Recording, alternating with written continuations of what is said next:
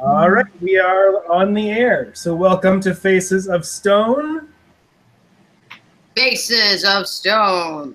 Faces of Stone. There they are, Albert. Faces of Stone. Okay, so we have just finished watching episode 13. What story is that, Charlie?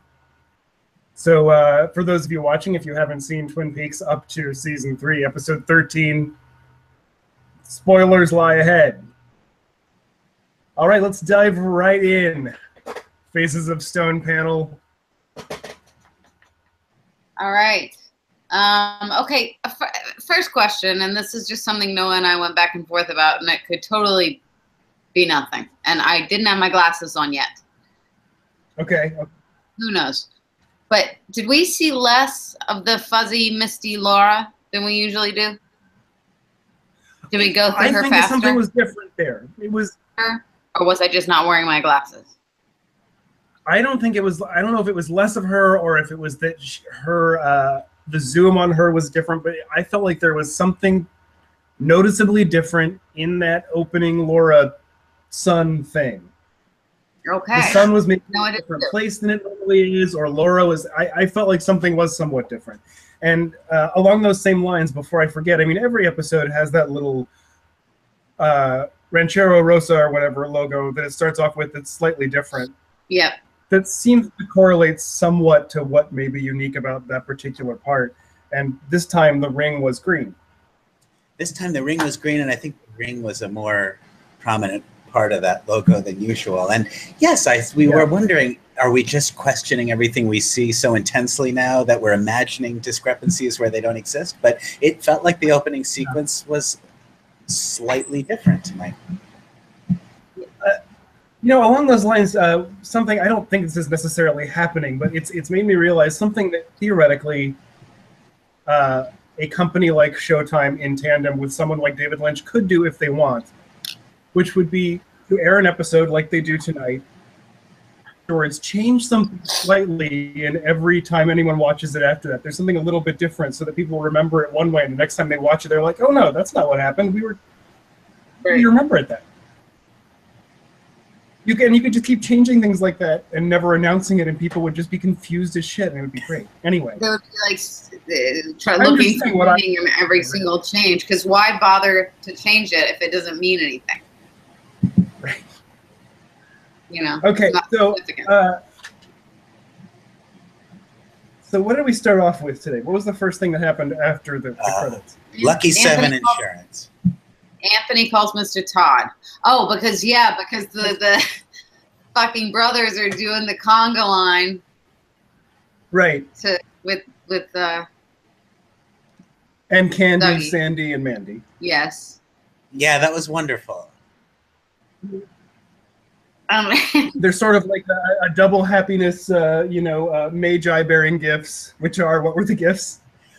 Your new car was the last one. It was like diamond cufflinks. And this is intercut with Janie E receiving the delivery of a gym set for Sunny Jim, which turns out to be like a really Vegas gym set, and getting her non-terrible car. Diamond cufflink. Oh my God, yes, the non-terrible car, which she's so happy to have. Right. Diamond cufflink. Yeah, Janie E is just elated with her entire situation right now. She could not be happier. Everything's working out pretty well for Janie E. You really are. You know, considering that not that much time has passed, you know, it seems like just a couple of days ago she thought everything was awful. And now... I wrote something down about that. And it was something about... like Dougie hasn't changed, just everything around him has. And then I realized no, his abs have changed, and that is a huge deal apparently. Mm-hmm. But it's sort of the whole opening of the episode is just delightful. The conga line through the office, Sizemore cowering behind his desk because he's not dead. Sizemore deserves an Emmy. And continuing the trend of Bushnell Mullins just being a delightful character, like just seeing him be happy about anything is great. And it was several of my favorite new characters all thrown into one scene, if nothing else. It was just great. Yeah, it was great. It was great, and it was sort of it seemed to pick up at the end of episode 11 in a very nice way. Did he say? Is there a time when he said, "And here we are in our favorite insurance agency"? And it was okay. Here we are, David Lynch. Those Mitchums, they work hard, they play hard. So next we are... okay. So, but what does happen is Anthony calls Mr. Todd, and he says, I don't know what happened, but they're all best friends now, and I don't know what to do. And Mr. Todd says, you got to kill Dougie. Right. Which leads, after the next part, to one of the funniest moments I've ever seen on television in my life. But we can stop there for a second. Okay. Wait, no, what is that? You can't just put a mark on. Well, it's not what's next, because he says he has to kill Dougie, and the next thing we do is we go to chronology. I mean, if there's something you got to say it. Oh, it's friggin' Sizemore. It's the whole scene where he gives him the poison, and then he freaks out because Dougie's touching his back, and he's just crying and crying and crying. That is a wonder. That also is great. The bathroom, throws the coffee in the urinal. He throws the cup full. He dumps the coffee in the urinal. He throws the cup in the garbage, and the guy peeing at the urinal says, "That bad, huh?" I mean, it's such a button. Which, by the way, like that person now sports an IMDb that lists them as playing man in urinal. That must be. I'll bet that's man in urinal. But before I was so upset. But yes, before we get there, we go to Western Montana. Western Montana, okay. And we have a very remarkable sequence for many reasons, I thought. This whole encounter, Evil Coop, doppelganger arriving at this place with all these hardened bad guys, including Ray, who he's after. Yeah, I'm sure we have a lot to say about the arm wrestling sequence, which was spectacular. And there's other noteworthy things about the arm wrestling sequence in history that really compares at this point. I mean, it's certainly jumped into at least my top 5 arm wrestling sequences. At least. There are so many. The moving picture. Just in Over the Top alone. Yeah. Karate Kid Part 2. So, but lots else goes on there. I mean, there's quite a bit that happens in that whole sequence. So many things happen. And one of the things, when I guess, yeah, go ahead. No, please. Please, I insist. No, because you go. Well, in addition to the lore that is dealt with in this sequence, ultimately, regarding Philip Jeffries, the Owl Ring, and the Black Lodge, and the appearance of Richard Horne in the crowd, which was huge, unaddressed thing that happened. Even more remarkable for me was, as that scene was going on during the actual arm wrestle, for the first time, I really liked Evil Coop. And I wrote in my notes, I like Evil Coop. And because he has been a character who doesn't say much, one thing I have wondered about through this whole season is, like, is Evil Cooper doppelganger? To what extent is he Dale Cooper? Is he a physical replica, but not a psychic replica, or what? And I've studied him to look for traces of Cooper to see how do these doppelgangers work anyway. The way he was having fun with the guy during the arm wrestle, and he says, it hurts when you put your hand over here. It was more comfortable over here. And you realize, oh, he could just end this anytime, and he's just having fun. I don't know that this is any kind of clue about how doppelgangers work in the Twin Peaks universe, but I saw some of Dale Cooper's playfulness. Yeah, I mean, I feel like we've gotten little bits. Like also when he first got out of the prison and he kind of did the little weird thing with the phone and the truck's license plate ahead of him and threw him out the window and said, well, it takes care of that. There was a bit of the Dale Cooper in there to the extent that we could maybe imagine that this doppelganger facsimile has to take some of his personality into account. I could see that. And his skill set, well, you know, like it seems that he does seem to have access to the skills that Dale kind of used as an investigator and as a special agent. Yes, he does, and networking and putting groups together, and he seems to have the institutional knowledge, Dale Cooper. Right.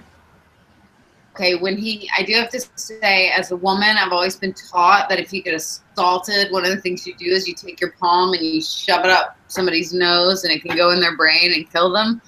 Mm-hmm. I saw this thing tonight where he punched him. There is no way I'm ever trying that. I don't want that to happen to anybody. I don't care what they're doing. Well, you don't know what you're going to do when you're in that arm wrestling match and you've just totally won it. You don't know what you'll do afterwards. It's true. Adrenaline's pumping. It might just happen. You might be like, I'm going to go for it. I'm gonna shove his nose into his brain. I'm going to go for it. I'm going to shove that guy's nose into his brain right now. Where am I going to get another chance? And then the last thing I'll say about this scene is I kept thinking of Ray as like the poor man's Elvis. Okay. And then it occurred to me today, no, he's Jerry Lee Lewis, which at the risk of getting me in a lot of trouble is kind of the same thing. He's Jerry Lee Lewis. I'm just not going to touch that. That's I won't give you any trouble about that either. All right. But let's get into what Rake said. So he said that he was hired by Philip Jeffries. Yeah. In order to kill Mr. C. And it sounds like... Is that the first time we've heard Philip Jeffries' name? No, because he called Philip. We didn't know it was definitely the first Jeffries, time but he called and talked to a Philip after he shot Mr. C. Okay. Assumed it was Philip Jeffries, or at least that he thought it was Philip Jeffries, but we didn't... It could have been Philip Gerard, theoretically, I guess. And in the first or second episode, I think Evil Doppelganger calls someone he thinks is Philip Jeffries anyway. Right. And now I guess... And then he questions whether is this Philip Jeffries. The person on the other end doesn't respond to that and says something, like, soon you'll be back in the lodge and I'll be with Bob again. Yeah. So whoever he's talking to, whether or not it is Philip Jeffries, Bob, and that seems to have been confirmed in what we just heard from, where he was hired by someone claiming to be Philip Jeffries, who was trying to get something out of Mr. C, and I think that's something inside. You've got something inside that they want. Which right, is and that's Bob, right? And so Ray pulls out of his... Well, I'm just wondering what happened then in the scene where Ray shot Mr. C, and the woodsman showed up, and they did something with Bob. Wait, what? They did something with Bob. Who did? In Mr. C. Remember, they all, the woodsmen, they all gathered around Mr. C, and they wiped his blood on his face, and then Bob kind of came out of his abdomen, and there's been debate as to whether or not Bob was removed or whether they were trying to keep him in there. And Ray said that Cooper got some help he wasn't expecting, but he saw something in him. So then Ray pulls out of his pocket the Owl Cave ring, which looks exactly like the one from the series Twin Peaks, I noticed. And he says, Philip Jeffries said to put this on you after I killed you. Right. Which apparently he neglected to do when he shot him. I guess because he freaked out. Oh, yeah, that's a good point, yeah. So I guess he fucked up in that way. But where did he get the ring? One of the guards, he said it was a guard he had never seen before. Yeah. And he didn't seem concerned with that. Evil Coop says, where is Philip Jeffries? And Ray says he's at a place called the Dutchman's. Yes. Which is not a real place. And Evil Coop says, I know what it is. And then he kills. All he needs to know. And so he kills him. Right. Kills Ray and puts the ring on him. Yeah, he has the ring. Well, he makes Ray put the ring on, and then the ring disappears. We see Ray on the floor of the Red Room, bleeding. Yeah. And we see the same table that the little man put the ring on in Firewalk with Me.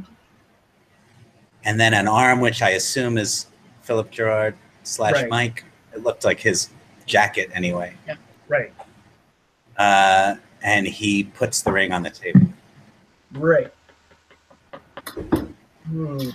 Looking very cinematic in there, Amanda Sisk. Well, the wireless is making me move. So it's very exciting. Thank you, wireless.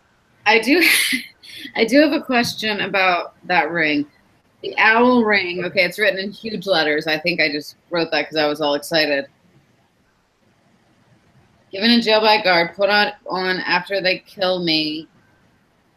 Ray puts ring on. I know who you are. He says to Cooper, evil yes. Coop. Yes, he does. I know who you are. I know who you are, or I know what you are. No, who, I think he said who. You are. Who do we assume that he means Bob?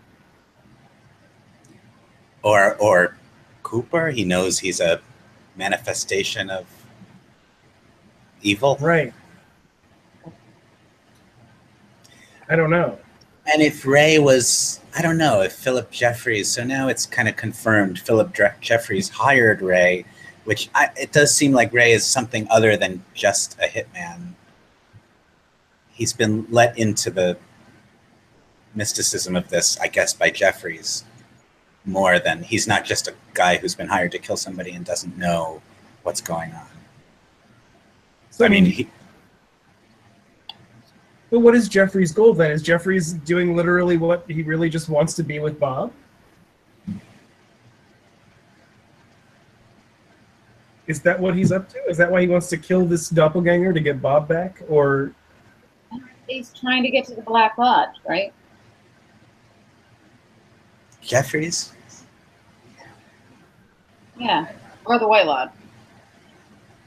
Oh, and another thing is that Evil Coop says, he asks Ray about Major Briggs. Did you? Right, and Ray didn't say anything about Major Briggs. And it didn't seem like he was hiding anything either. It seemed like he was legitimately confused by that. Like, who the hell is Major Briggs? I don't know. Right.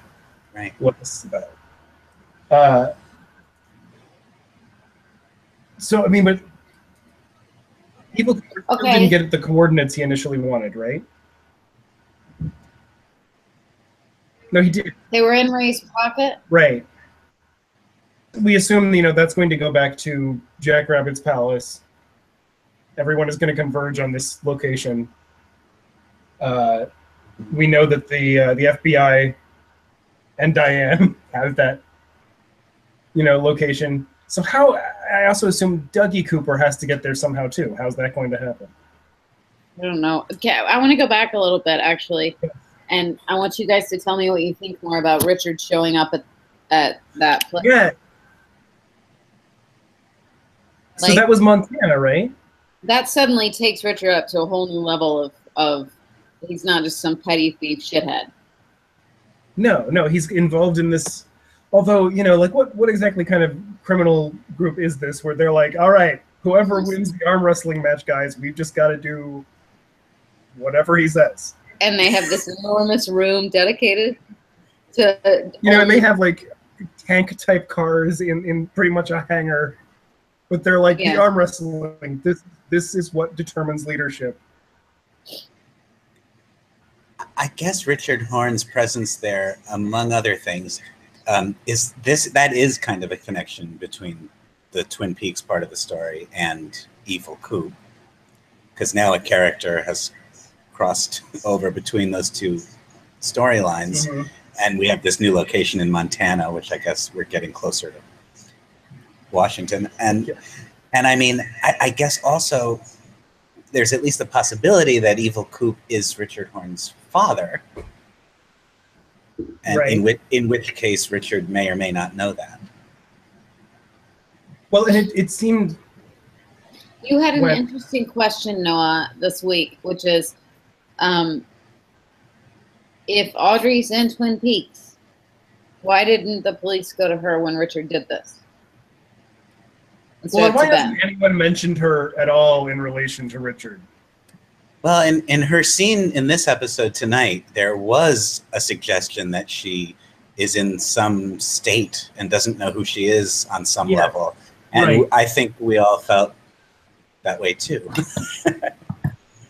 Right, yes. Unless she was the doppelganger. But now in the scene when Richard walked in and, he's looking at the IMAX screen that they have in their lair, and sees Evil Cooper, and it looks like Mr. C kind of looks into the camera, and it's almost as if they exchange a significant glance with one another through this technology. I mean, it did feel that way. It at least seemed that Richard seeing him was significant. So, I mean, we've certainly been led to believe there's a possibility that he is Richard's father. So I think that couldn't be accidental. I agree. So, but it did freak me when Richard showed up. It freaked me out because I was like, okay, we're in a whole new place here. Yeah. Well, not to mention, and then he shows up. He's just a horrific person. He has to be one of the most awful characters I've ever seen. He's, this is a character that beat up and robbed his grandmother and screamed horrible things at her while his disabled uncle was being tormented a few feet away. Like, he's a horrible person. Yeah, I don't like him at all. I really have not found many redeeming qualities. He's not too cuddly. But it also kind of felt like, is Richard Horne there because this criminal organization is connected to the drug trade in Twin Peaks and this sparkle that's going around? Or is Richard Horne there because there is an active connection between him and Evil Coop? And that's what's... because it was a little funny because, Richard Horne is a despicable, horrible character, but he doesn't fit in with that particular group of really hard-boiled, tough guys. Right. And it sort of seemed like he had just arrived when he showed up. I mean, he was seemed to be familiar with the place, but it wasn't like he was there when all this happened. It was like he had just gotten there. Yeah. I don't know. I'm not entirely sure what's going on there, but I guess, that's another good point.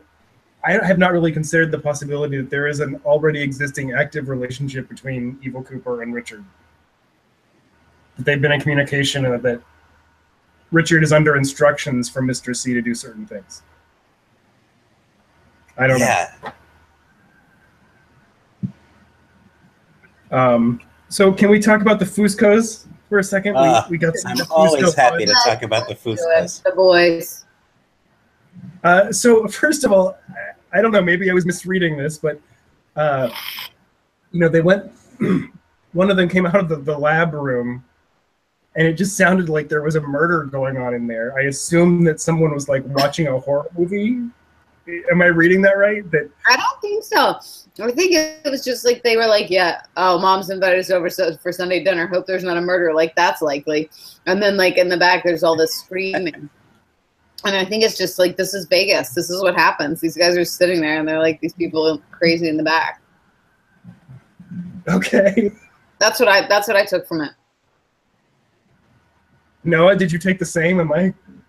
I didn't really have any assumption. I noted that there's something going on there. It wouldn't be the first time that there was just unexplained chaos happening off camera, just as kind of atmosphere. My first thought actually was that it was the lieutenant who they had asked to get the fingerprints from the mug. I thought we were about to see him, and I thought, oh, he's probably having a fight with his wife, and we're going to get a hysterical woman scene and a calm man absorbing scorn.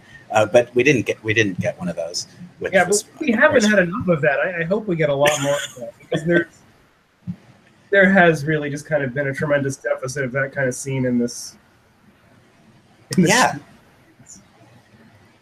But I mean, what does come out of that is that they kind of laugh off the fact that apparently Dougie is a missing FBI agent. Oh my God. Like all of a sudden, all three Dougies all three Coops are together, like in one piece of paper, in one file. They're all three together, and he walks over and throws it away. Yep. Hey, get this. He's a missing FBI agent, and he just escaped from a federal prison. Oh, well, that's not a That must not mean anything.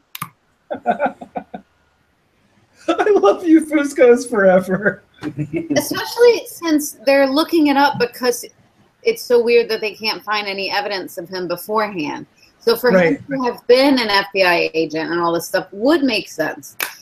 God, they just. But like one of them just had to replace so the tail light, and it costs like a couple $100. Like they've got other things on their minds. One of them has nothing on his mind. Nothing. He's my favorite, though. Yes. I know he is. I want to go back a little bit. I'm sorry, I didn't ask this question. So he gives Ray the ring. Right. Okay. Before Ray dies, and goes to the Red Room where Ray also is. Right. So has he given the Black Lodge another body or soul or something? Is that what he's doing? Like, why else give the ring? Yeah. I don't know. If you kill somebody and and put the ring on them, then they appear in the Black Lodge. The ring, I mean, the function of this ring varies a lot, doesn't it? What was that? I mean, the ring might be a choice to be killed because when Laura puts the ring on, Leland says, "Don't put the ring on. Don't make me do this. Don't make me do this." Right. And she puts it on, and then he kills her, and it's the first time he's ever. It's the first time he's ever killed her. He had no experience with killing her before. Yeah. So maybe it's like permission to kill him. Well, I mean, there are a lot of indications throughout the series and Fire Walk with Me that Laura kind of allowed herself to be killed. And I mean, I think in fact, like this whole new series affirms even more that she's sort of being portrayed as this almost Christ-like sacrificial lamb. Like, it really, it's a situation of she had to suffer and die to help everyone else. And that's been played up even more in this new, Laura is the one series. The idea is that, isn't it that her victory was that she died rather than be possessed by Bob. Taken. Right. Right. And it is true. I mean, Philip Jeffries, as Tachyon Time Lord is pointing out in our chat, and as we touched on earlier, Philip Jeffries tells Ray to kill Evil Coop and put the ring on him. So does this suggest to us that Philip Jeffries' goal is to get Evil Coop back to the Black Lodge, which makes Jeffries good? Yeah. I mean, I think Jeffries is good. I mean, I want him to be good because he's Ziggy Stardust and everything. While we're on that subject, I just once again want to be naively myself and say I just have this little tiny hope that somehow David Lynch and David Bowie got together and it was like, David, I'm David, and we're just going to film this thing before you're gone so that we can have one Philip Jeffries scene for the new Twin Peaks. So imagine, yes, in episode 14, Hawk is sitting at his desk, the phone rings, and it's David Bowie. Yes. And it's David Bowie saying, Hawk!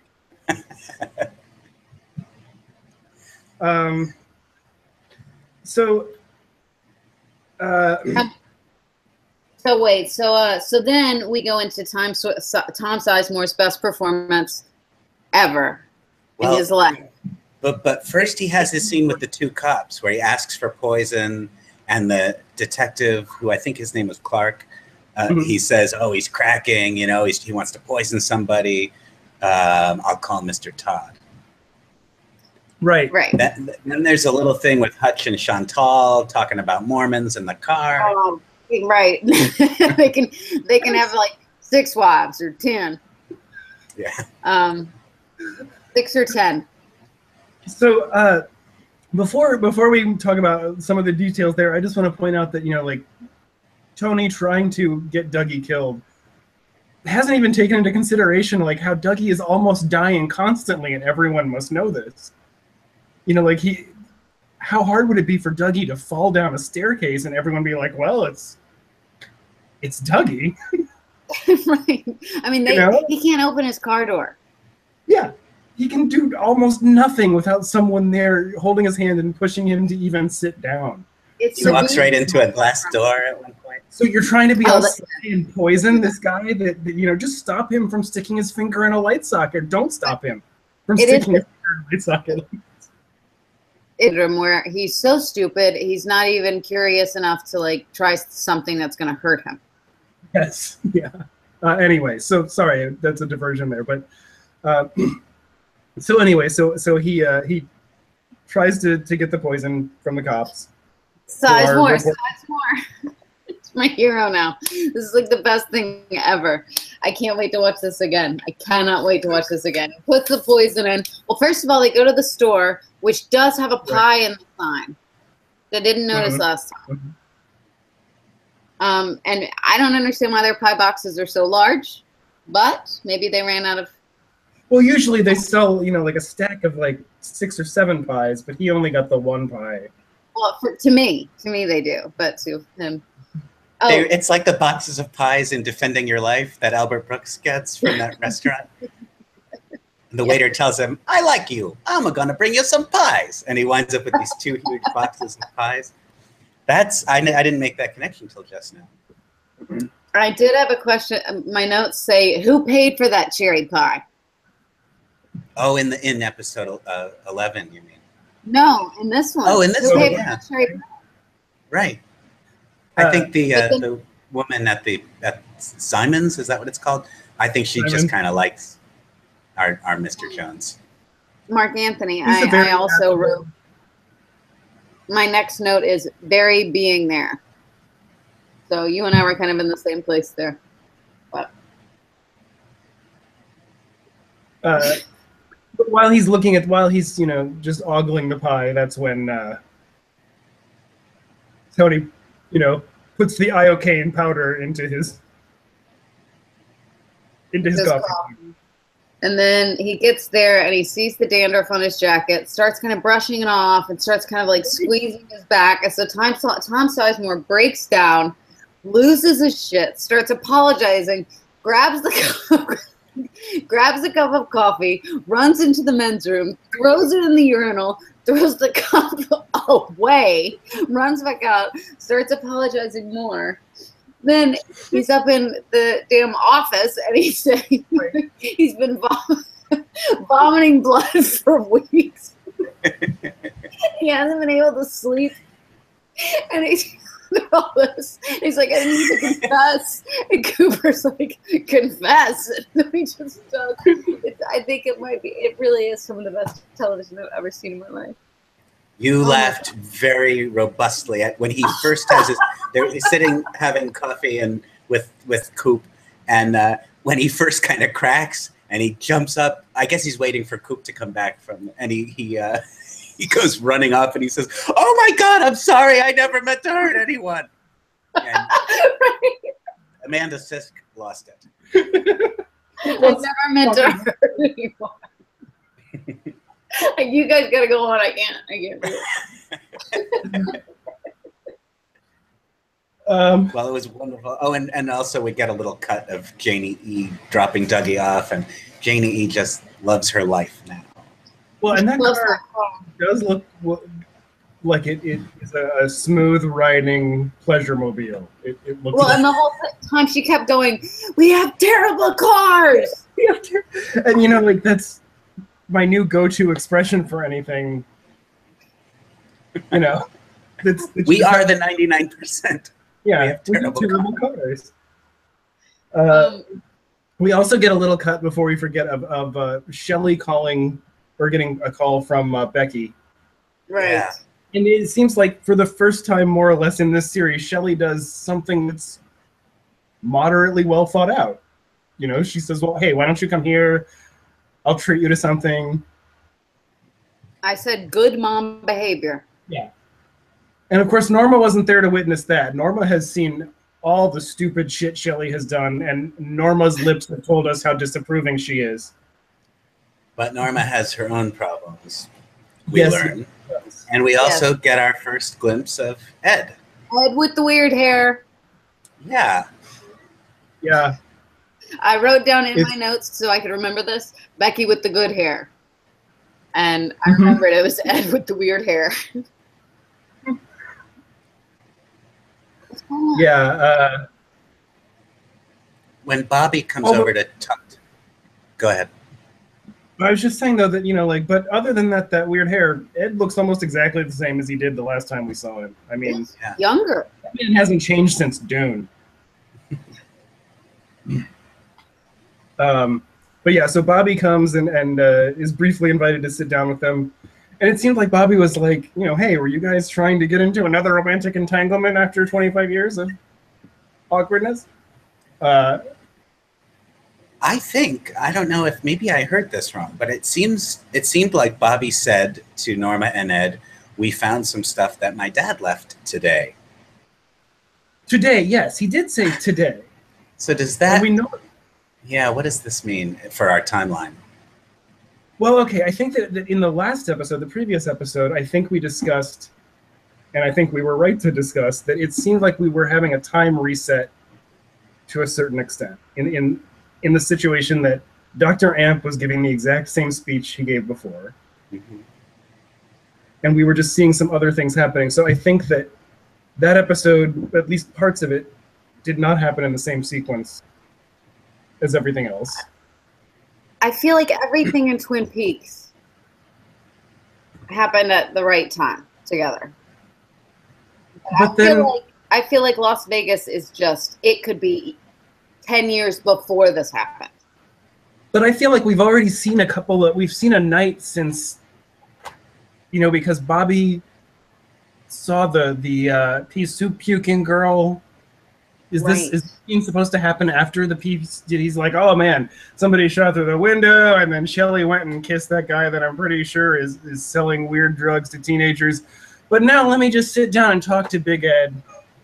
Now there is the possibility that Bobby's referring to something else from his dad besides the little cylinder that they got out of the chair a million episodes ago. And it also seems vaguely like maybe there's a conceptual reveal coming about how time works here, or maybe, but I'm not sure it is an overarching concept. It may just be that we're catching up with these various story threads in a somewhat haphazard way, or in a other than strictly logical way. So if we're in Vegas, you know, a few days worth of story may happen. And then when we cut to Twin Peaks, we're still where we were in time last time we were in Twin Peaks.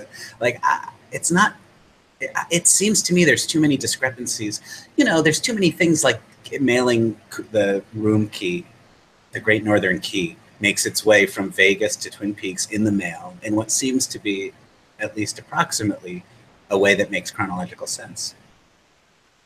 Sure. Yeah. But I feel like this was a case where it seemed like something was off with that chronology in what was happening in Twin Peaks alone.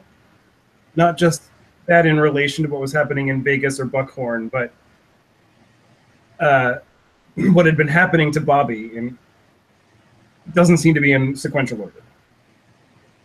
Right. Yeah, right.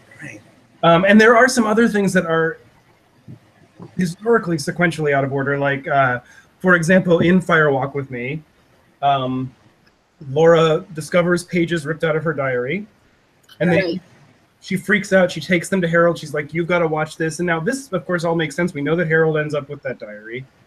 But then after this, she discovers that Leowind is Bob. After this, she has the visitation from Annie saying, write this shit in your diary. But she's already given it to Harold. I know, but she didn't. I mean, she wrote it in her diary. But did she keep it? Did she go back to Harold's and write? Did she go back to Harold's, or is it supposed to be that, like, maybe she didn't. Maybe she didn't write it in her diary. There's another. It seems to me that if she didn't want the diary because of Bob, she would have destroyed the diary. And she wanted to keep writing in the diary. So maybe she gave it to Harold and wrote in it. That's how I've kind of justified this whole time thing to myself. But then, okay, so that's perfectly plausible. But if that's the case, then somehow between her death and Harold's death, someone must have gotten those other pages and put them in the stall.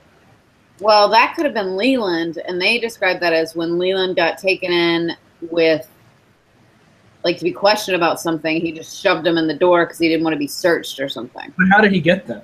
Did he go to Harold's place and steal them from Harold's?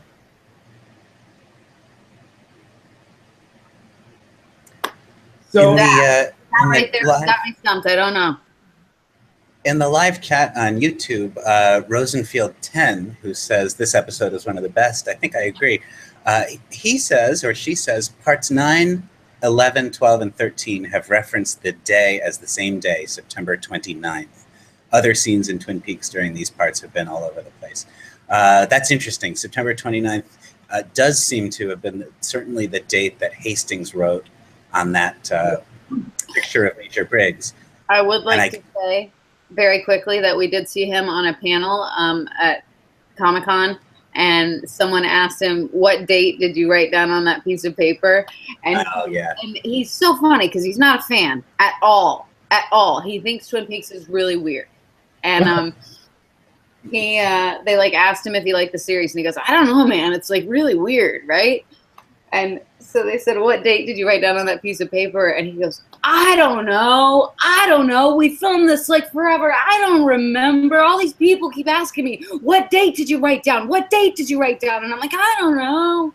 And I thought, wow, this is someone who has no concept of what he just started. Like, no idea. Apparently, he's a big fan of David Lynch movies, but had never watched Twin Peaks, and after getting cast, decided not to investigate it before acting in it, which is an interesting approach. Okay. One of the audience members advised him in which order to watch everything. I'm sure more than one of them wanted to. You watch the second season, right? Then the first half of the first season. Then you watch Fire Walk with Me, and then you watch the second half of the first season. Right, and in the middle you watch a bunch of Ryan Gosling as a child tap dancing YouTube videos.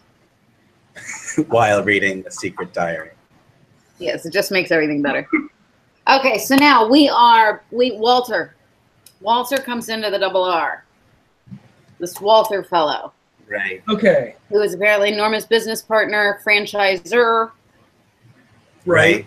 And another bad choice. Yeah. Which, you know, is disappointing because he wants her to make bad quality pies. Don't fuck with those pies, man. So, I mean, I think that there is some disappointment here that it seems like Norma has made not as many good choices as we would have hoped. But it does seem like she's sticking to her guns. I mean, she is basically saying, hey, wait a minute. When we made this agreement, I told you that, you know, all of the franchise locations had to follow these recipes. It had to be this quality. You've been skimping on that. That's not what we agreed to. And do you think there was some meta commentary here from Lynch and Frost about their artistic integrity and Showtime? 100% yes. That's exactly what this scene was about. Yeah. And the Double R and the cherry pie represent what Twin Peaks is. And it is known everywhere as the best cherry pie anywhere. Yet when you go to the Simon's place, it has a little sign in the back that says best cherry pie anywhere. Yeah. But it's not. It's got to be Twin Peaks, or else Twin Peaks loses half of its identity right there. The other half is the Falls. Well, the thing about Norma, all her ingredients are natural and organic. And local. She finds all those cherries up there in the mountains. Yeah. Those. The sustainable mountain-grown cherries. Yeah, what do you think? Those are California cherries? Anyway. She makes very good cherry pie, I'm sure. I'm sure she does. But run silent, run drapes. Yes. And and tells a story about how the last time he saw Nadine, it was 7 years ago, and she was on all fours looking for a potato. Yeah, there was quite a storm that day. And she was so moved. Yeah. I'm going to use that line. I mean, that is just a great line. You have to wrap it up with, there was quite a storm that day. Quite a storm that day. That's really what brings it all back around. But it's never really made clear why Jacoby is paying this visit to Nadine. No, No. it comes away. And like the best that I can assume is that she had left him some sort of comment on his Dr. Amp website, or maybe he has a call-in section of his show and she called in and said something, so he came to respond to her affection. I think he just walked past her thing and saw the. That's probably. Saw the shovel and was like, "Oh my god, I found somebody." Yeah, that could be. We know at least one other person in Twin Peaks listens to his show. That's Jerry Horn, but he's been a little busy running away from mountains. This poor fucking guy. I mean, at least you know they did it all in like a couple of hours. Right. Like, Yeah. you know, he wasn't like every day putting on all this shit and like running the woods. He did all that. He got lunch. He did a couple more pickup shots, and Right. Yeah. Speaking of which, I meant to And- mention this yeah. earlier. Someone once told me that my profile picture on my email looked like it was my Friday hair, and I needed a picture with my Monday hair. And I said, I don't know what that means. And he said, well, you know, back in the old days, girls would get their hair done over the weekend, and so their Monday hair was perfect, and by Friday it'd all be a little saggy and hanging down and everything.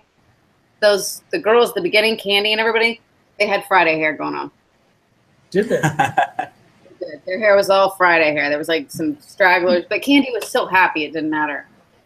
Speaking quickly of Candy and that conga line entourage, I just wanted, this is another thing that makes me think that especially the episode prior to this is out of sequence in a lot of ways, is that shouldn't we assume that this would have immediately followed The Night with Dougie? That they took him out, he listened to the piano, they had cherry pie, and then the next morning they took him into work. And Janie E was like, you didn't come home, I was worried. So I think that the scene with him playing with Sonny Jim could not have happened between these things. Oh, good point. Yes. So I wonder if that even all of episode 12 happens earlier. Oh, that's interesting. Oh, stop! Sorry.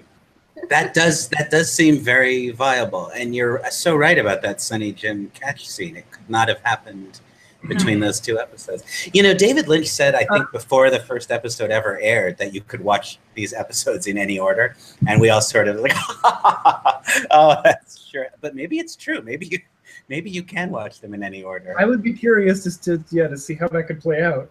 Before we forget, well, I guess actually we can talk about it moving on to the next thing. So we get to Mrs. Palmer, Sarah Palmer, watching more violence on the television. Yes. And very old odd boxing. Right, and it's repeating itself, not in a loop exactly. But and what keeps happening? Like skipping around and falls coming down back. finally, and mirrors behind Sarah, and I kept looking in the mirrors to see if something was going to happen, but it was always Sarah. I think.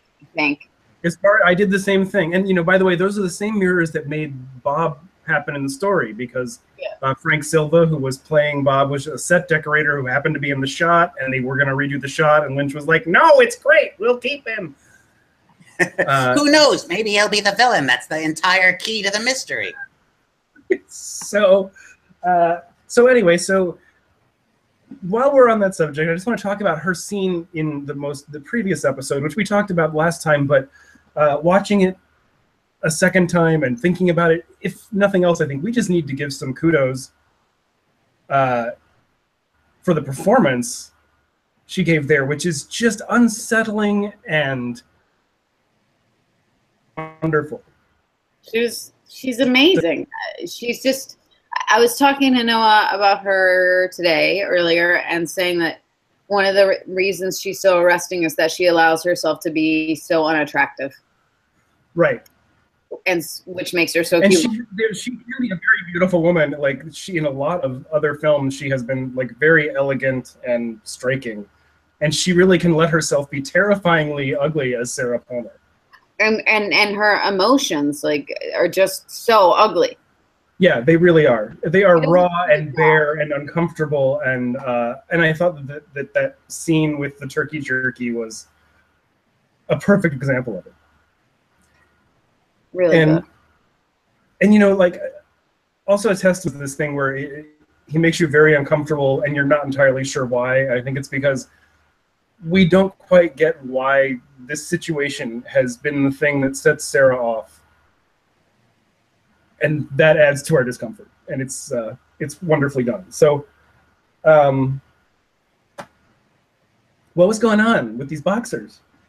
She seems to like, this is what she does. She drinks and watches, like you say, violence on television. And also, while she's watching the boxing, the sounds we're hearing are from the boxing. There's like the bell and the cheers of the crowd. There's also a distinct kind of electrical sound. And I wasn't sure if that was part of the boxing broadcast or some electrical thing in the house, which of course has possible significance. She says there's something in the kitchen. Yeah, in the previous episode, yeah. And she also, I just found some other note. She not only is the TV keep repeating itself, she keeps repeating herself. Yes, she keeps going back into the kitchen. And coming back out without the thing that she was going in there presumably for. Yeah. So, you know, adding a little bit more to the whole weird Sarah Palmer thing. So when Hawk showed up to talk to her, she was very dismissive of him and very, what was the thing that she said? You know, like, it's a damn bad story, isn't it, Hawk? Yeah. And she, like, said this just like she had to really push it out of her teeth. Mm-hmm. And, you know, I guess, you know, on the most basic level, we could assume she's saying, well, you know, my husband raped and murdered my daughter and then killed himself in jail. My life has been terrible, but there's something else going on. Yeah. And then there was something in the kitchen. What was going on in the kitchen that she was... It was a noise, and he goes, there's somebody else here. She said, no, there's just something in the kitchen. Yeah, she said something in the kitchen. And we also saw the telltale fan. We've never seen their kitchen, have we? Yes, we at least in the pilot episode, she was in the kitchen smoking at this. Well, there's something in it now. Right, there's something in there. The poor lady, in addition to all her other problems, almost became George Costanza's mother-in-law. Her husband was revealed as being the secret lover of John Cheever. Right, that's right. All right. Yep. Seinfeld Rewatch podcast is our next project, right, guys? When this is all over. So then we see Miss Audrey Horne again, or Miss Audrey Horne. Yeah. Whoever she is. She doesn't know where the Roadhouse is. Who is this? She says, I feel like I'm somewhere else and I'm somebody else. I'm not sure who I am, but I'm not me. Which is actually, Laura says a lot of stuff like that in Fire Walk With Me. And then she says, where's the Roadhouse? She doesn't know where the Roadhouse is. And something's going on with Audrey, which is almost reassuring. Yes, considering. And Charlie seems to know what's going on with her, even though we have no clue. And he, I mean, I guess there's a chance that he is just being manipulative in a protective way, but I just feel like he's kind of gaslighting her. I feel like he's controlling her. He's totally manipulating her and knows that she doesn't exactly have her full faculties. It feels that way. And Amanda, she said something about Ghostwood? She did. She said, is this Ghostwood, or is there Ghostwood, or are we at Ghostwood? Like Ghostwood here is what I wrote down. It's like Ghostwood here, but I don't know if that's exactly right.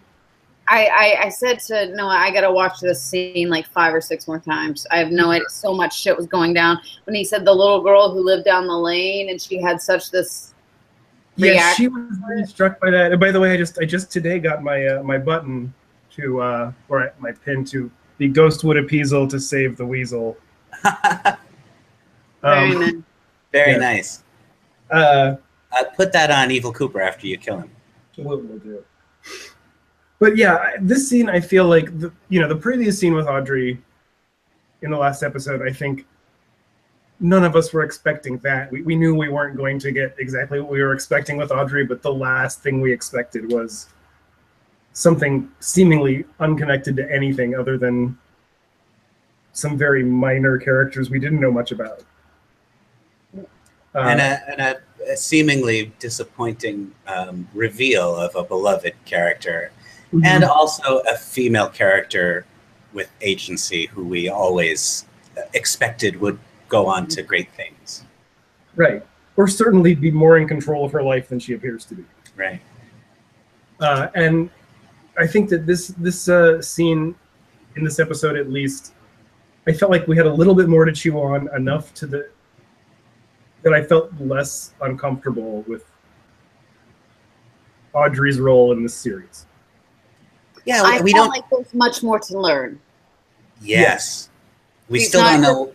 It's not as easy as she had a contract marriage to some guy because he'd take care of Richard, or, it's not that easy. No. Well, and also, I think it was Emma of the Vlog Lady that pointed out that, and this seemed to kind of persist in this scene too, she's not really walking much. She's not really moving. Hmm. She's just kind of being very still, which is never the way Audrey was. Audrey was always, like walking around using her entire body to speak. Hips. And yes. And this Audrey is just kind of standing there like a tree. Can either of you tell me what this means, or what I'm trying to say? Rescheduled burial, or restricted burial? Was that like Sorry. a line of dialogue that you wrote down? Yeah. I don't know. Something Charlie. Oh, well. It was sort of, but the idea that there's something going on with Audrey that is not only that her current life situation isn't great, but there's something going on with her identity that's not right. So it feels vaguely like, oh, okay, maybe there's enough to this story that there will be a richer experience of what happened to Audrey. And also, I mean, we've already kind of assumed, or at least hypothesized this, that Evil Coop possibly raped her when she was in a coma in the hospital 25 years ago or something. But I mean, maybe whatever's going on with her is the result of her encounter with Cooper's doppelganger. I mean, maybe he, screwed her up in some profound way.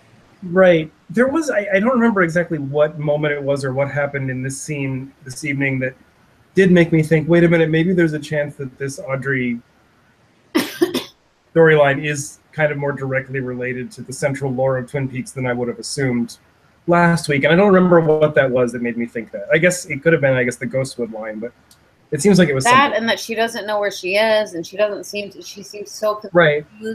She doesn't even know where the Roadhouse is, which, that's the place she definitely wanted to get to find Billy, but she doesn't know where it is.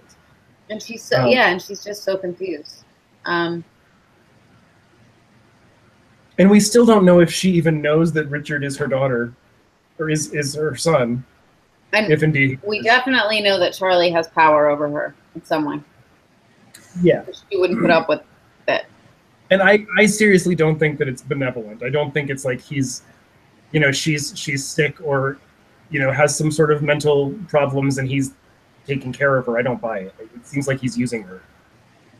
A theory that I saw kind of flying around the web was that possibly in the previous episode, they're talking, Audrey and Charlie are talking about all these other people, one of whom is Chuck, and Chuck stole a truck and all of this. And people have said, well, if it were Richard and not Chuck, then that would all kind of make sense because she's worried about what Chuck might have done. He stole a truck. So, but why would that be Richard if they're calling him Chuck? Well, Chuck is a diminutive of Charlie. Maybe Charlie is Chuck's adoptive father. So he goes by Chuck as a term of endearment, like. I don't really I don't really think that, but I have seen it guessed, and it's interesting.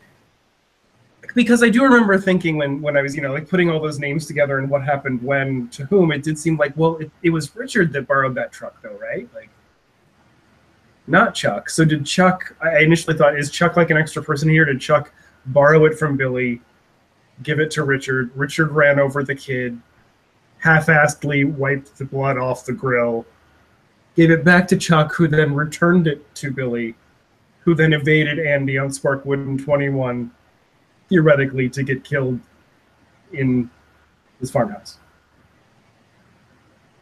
I don't know. Or is it just that Chuck is Richard?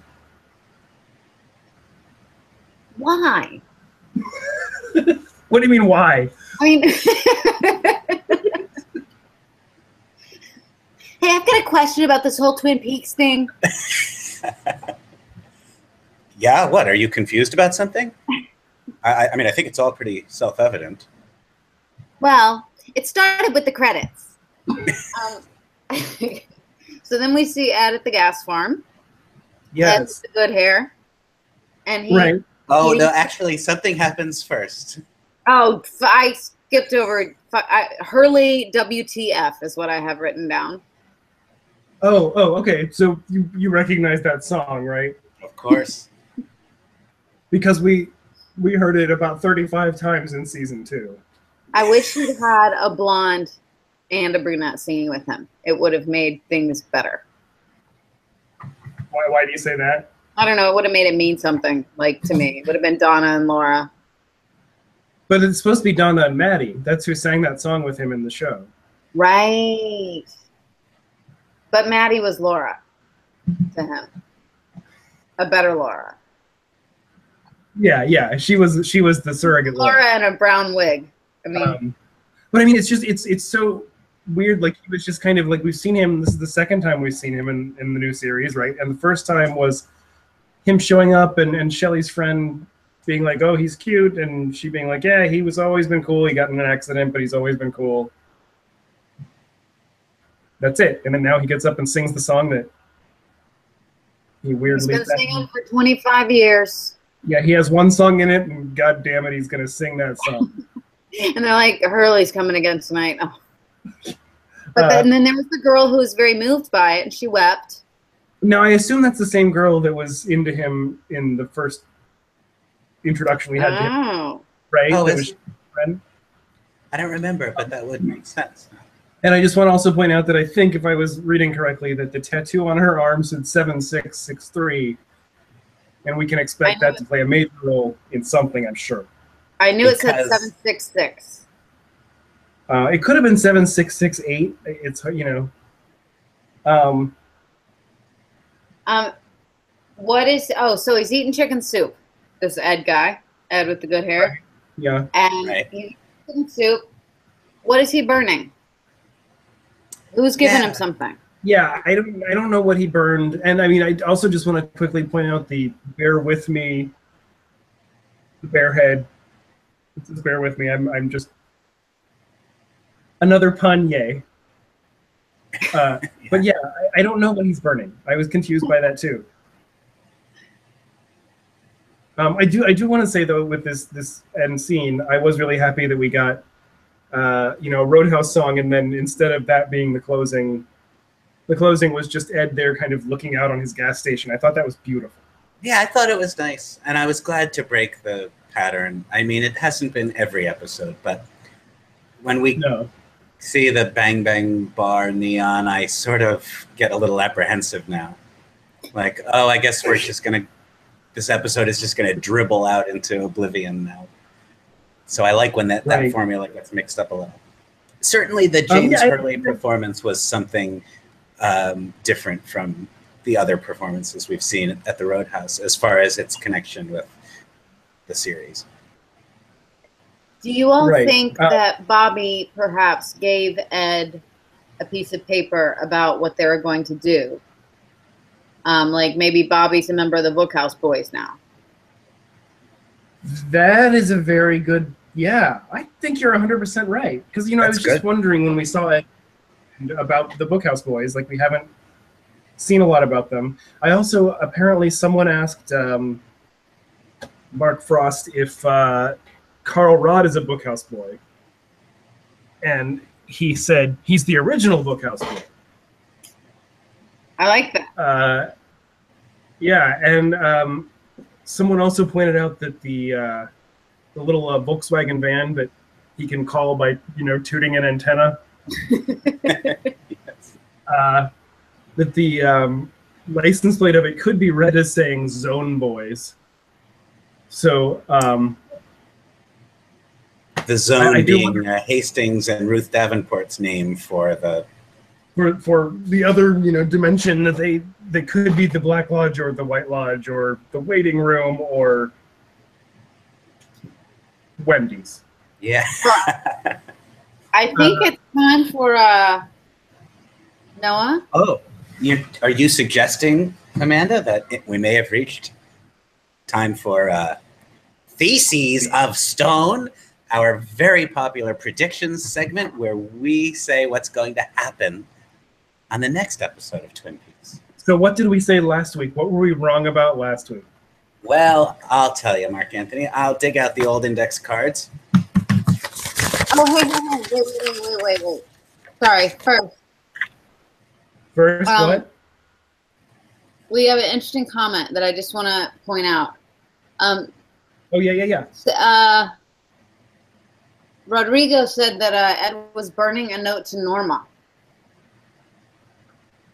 Aww. He wrote to Norma? That's interesting. That's nice. There are some other interesting comments on the YouTube chat, which maybe before we close, before we do the thesis, catch up with them a little bit. Oh, you want to do that now? Yeah, before we do let's catch up to the comments. Well, one thing, Tachyon Time Lord, our old pal, says that Mike, the man from another place, put the missing diary pages in the door for Hawk.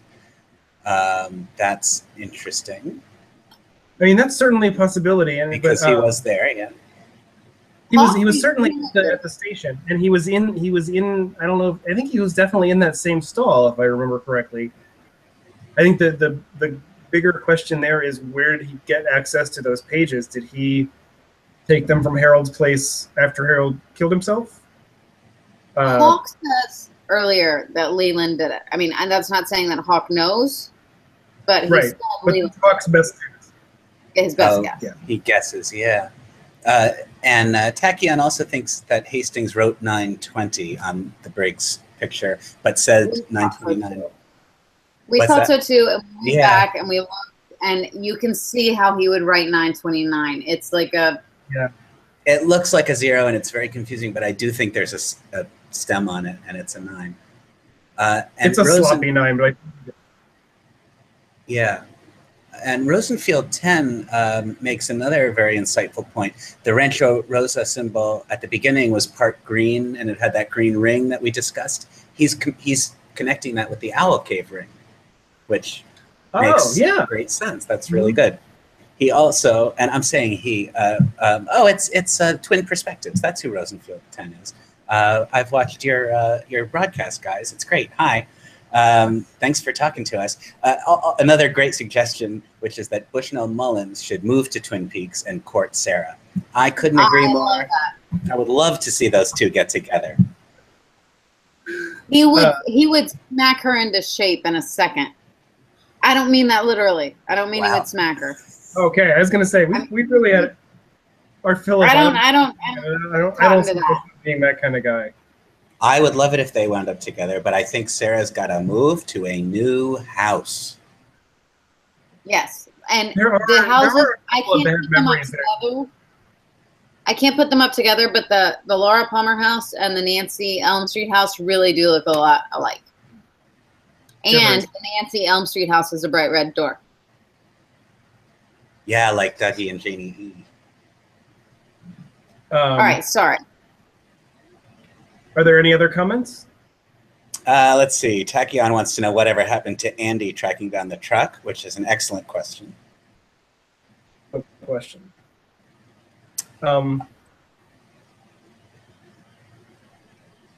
I have no good answer to that. I mean, it seems like it's just a thread that was dropped, unless, again, that is something that happened a bit out of sequence. Do they have to find out? Do they have to find the trucks? They know it was Richard. How did they find out it was Richard? Because of what's her name, right? Miriam? Because of Miriam, theoretically because of Miriam, although it seems like there are several ways they could have found out, and we still don't know what was in the letter that Chad did steal. Because that was from Miriam Hodges, so it clearly wasn't from the Miriam that is in the hospital. So A, where is her letter? And maybe did that actually get through? Like he didn't go all the way through and there was another Miriam letter and then Lucy gave unless her maiden name is Hodges. But then there seems like there's something else going on with that too, because Ben Horn, says, okay, I'm going to pay for Miriam, what's her name's bills. I don't remember what her last name is. I feel like there's some definite attention being paid to the fact that there are two different Miriams here. And I wonder if somehow Ben Horn's going to end up paying for the bills of the wrong Miriam. And yeah, I don't know. Yeah, well, that goes a little bit to, I think, a theory which I advanced a couple of episodes ago, which I'll admit is out there. But at the possibility that the discrepancy in the population of Twin Peaks on the sign, like is it 5,100 or 51,000, basically. 51,000 being what it says on the sign and 5,100 being probably more realistic for this town. Maybe all those extra people are Miriams. It's just... All right. Let's go back to thousands of Miriams. Theses of Stone. Last week on Theses of Stone. Sorry, what was that, Marc-Anthony? The exact same thing you said, but not as well. Well, what can I say? Well, last week I said that this episode 13 would have dialogue in the Red Room. I wasn't right, but we did have a significant Red Room sequence. I'm going to give it to you. I'll take partial credit for that. Yeah, I think you get half score for that. Amanda Sisk last week predicted Norma would die.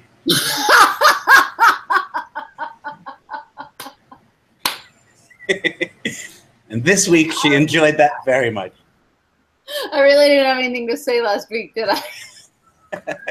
No, you did. You said Norma dies. Why would Norma die? Did you specify exclamation point question mark? Maybe. Although I would love if that were the title of one of the future episodes. Norma dies? Yeah, what do you think happens in that one? Norma dies. I think that's going to be the one. Norma, yes. If it's called Norma dies, then a big giant rises up in the air and Laura Palmer emerges from its head. Sorry, go ahead.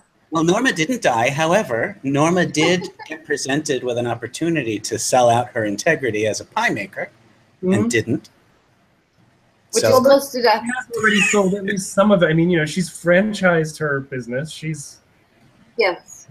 She has no control over these franchisees. They're using cheaper ingredients. It's clear.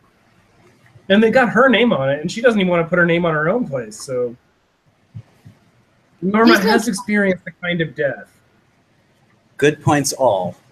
Norma died.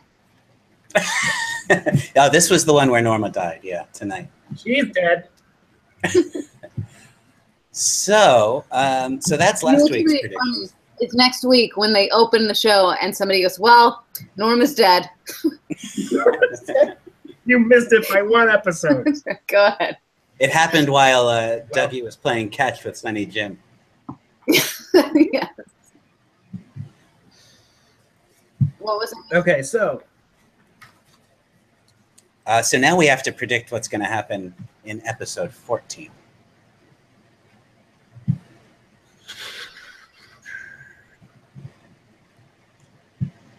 Well,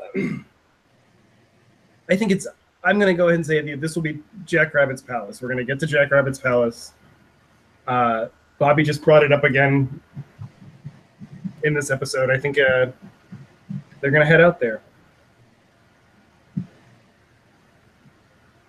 I think that you will see Mr. C's boot At least touching the soil of Twin Peaks.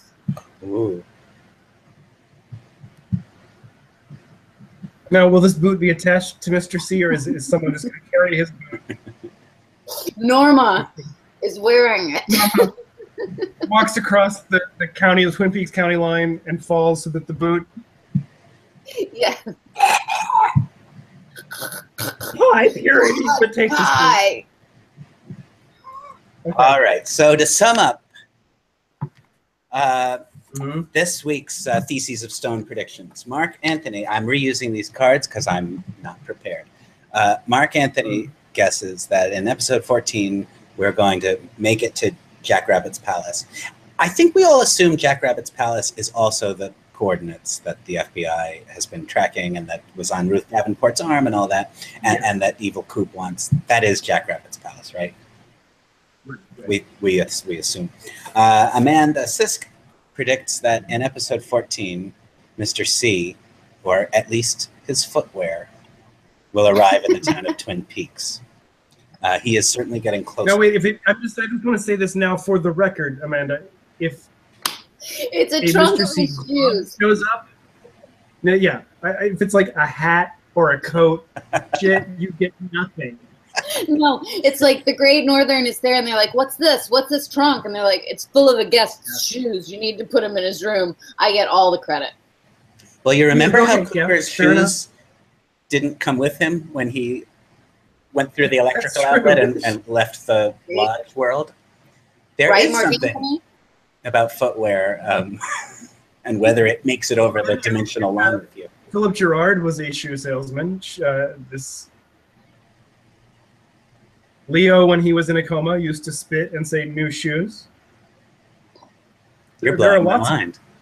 Yeah, there are references abound in Twin Peaks. And Shelley wears 3-inch red heels when she's working at the double R. Mhm. That's all I'm saying. That's my last statement for the night. Audrey changed shoes when she first showed up. Cooper followed shoes when he was sort of waking up and listening to America the Beautiful, and then saw like there's a lot of shoe stuff. Mm-hmm. It's all true. And I predict that in episode 14, Laura Palmer's name will be spoken. That's a pretty safe. I know. Yeah. As I saying it out loud, I thought, "Oh, this is really lame." All right, I'm gonna come up with something better. Norma will die. While saying Laura Palmer's name in shoes. And then land and pie. It's going to be right there. She's going to go, Laura Palmer.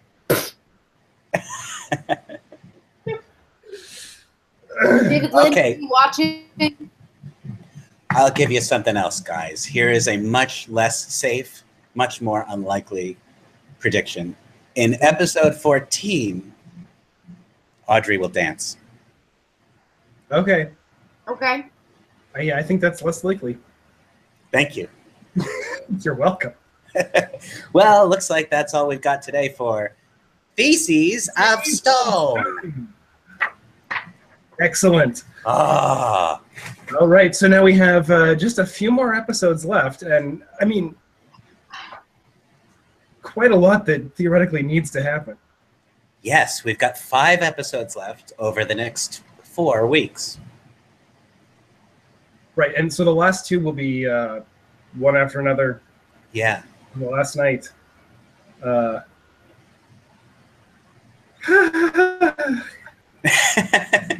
It's going to be okay. I mean, we're gonna end us with so many loose ends, more loose ends than we. Right, I know. Right. Just doing the math in my head, and I'm not very good at math, but I'm just like, well, whatever horrific, really vexing way this ends, it's 25 years until we get even another attempt at resolving that to give us something else to be itching about after that. I mean, I just wanted to know how the hell Annie was.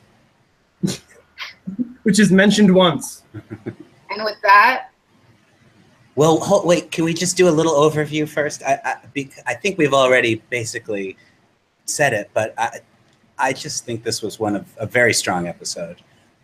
Yes. Certainly in the upper echelon of episodes this season. And although it hasn't been a consistent pattern, I think the alternation of episodes that feel kind of slight and lacking with episodes that feel almost too packed with substance and compelling stuff and answers and a whole lot more questions. And this was definitely that. This past week since episode 12, I noticed I did not spend the whole week thinking about Twin Peaks. It was not on my mind the way it has been since May 21st. And I thought, yeah, I think it's because I've just had too many episodes where I expected to have something to latch onto and didn't. And not that I was losing interest in the series, still looking forward to each one, but I was just thinking, well, it's not rewarding to think about this. We're just along for the ride, and I'll be there on Sunday. But tonight really reignited the sort of burning, urgent curiosity that I feel about all this, and I think this will be a week when I do think about Twin Peaks. Yeah, no, I feel much the same way. This one, it also it just felt very Twin Peaksy. Like it was a classic Twin Peaks episode in a lot of ways. That feel was there, and also. The characters that I've really grown to love that are new characters were there in their best ways. It was just a really enjoyable episode to watch. Despite the absence of, we didn't see the FBI characters. It's the first time in a while that Gordon and Albert and Tammy and Diane haven't been the backbone of an episode. And I love those scenes. But it was an extremely strong episode. It was. What was your overall feeling about this one, Amanda? I thought it was nice to get back to Mr. C. I would like to know more about Mr. C. I felt like we were getting to know more about him at the beginning, and then he just kind of dropped off because we had to learn about Dougie. But Noah, because you watched this with me, as soon as it opened on that statue of the guy with the gun, I went, "Oh, Dougie," because I didn't want to go through it again, but I didn't have to. It was a lot of interesting stuff that propelled things forward, and I laughed harder at this episode than I have laughed at anything in a long time. Not since Wally Brando breezed through town. Oh my God. But no, I think I laughed harder at this, at Tom Sizemore. I something about it. This may be the funniest episode of Twin Peaks. I mean, it was really funny. It was hilarious. It really was. And very, very deliberately isn't the right word, but very often the humor in Twin Peaks and David Lynch is stuff that, although it's richly funny, the laughs don't come in obvious places. It's not humor with buttons on it. It's a atmosphere. You laugh almost to release the tension that's been built up. And there was a lot of that here too, but there were also some outright punchlines, even in the absence of Gordon Cole and his wordplay hard of hearing. Like when the guy at the urinal said, "That bad, huh?" in reference to the coffee, that was like, "I'll have what she's having" from When Harry Met Sally. That was a button. Really quickly, though, actually, before we end, did we talk last week about Gordon's French friend, and whether or not she might have been like Lil, a code that he was feeding to Albert, rather than just annoying Albert, because she does. You are smart. And also, he tells Albert as soon as she's gone, he does, because when he introduced Lil to Chet Desmond, he's like, "She's my brother's sister's girl," like this history about her. So as soon as the French girl finally was gone, he tells Albert, her daughter is missing. She's got this whole thing about the turnip farm. Turnips and right. So was that actually a code because he feels they're being observed? That turnip joke was interesting for many reasons, but one thing that was not a case of Gordon Cole misunderstanding something someone else said. He brings up the whole idea of turnips and makes a pun on turn up. I mean, he gets a lot of that kind of humor in the series, but it's, I think, in every other case. Well, no, he says Cooper flew the coop and things like that. So he is kind of an old joker. But I mean, then he's talking about languages and communication. I kept going back and looking at pictures today of Isabella Rossellini, in Blue Velvet, because she really looks so much. She's styled so much like that woman. Yeah. Like her. And also that woman is definitely not a cheap whore. As I said, you can look at her shoes and you can say, she has got expensive shoes that I will never have in my life.